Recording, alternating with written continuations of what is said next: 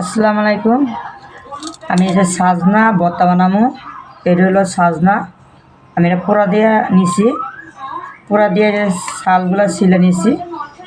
আর এটা হলো আলু, এটা হলো ধনিয়া পাতা, এটা হলো রসুন, এটা হলো কাঁচা পেঁয়াজ, এটা হলো শুকনা মরিচ, এর সাথে আছে টমেটো।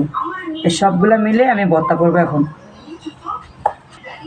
এখান দিয়ে দিলাম শুকনো মরিচ, এখান দিতে আছে লবণ, কুতুরা এটা হালকা একটু গুঁড়া করে নিতে আছে মরিচটা। এখান দিয়ে দিতে আছে পেঁয়াজ, এখান দিয়ে দিতে আছে রসুন, এখান দিতে আছে সাজনা, এখান দিয়ে দিতে আছে আলু,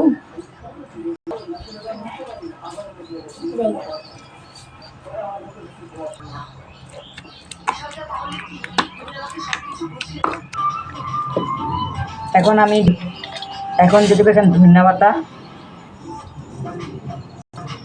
এখন আমি দিয়ে দিতে আছি সরষের তেল, অনেক সরষের তেল দিয়ে দিলাম। এই যে ভর্তা হয়ে গেছে, এখন আমি ভর্তাটা বাটিতে নিয়ে নিতে আসি।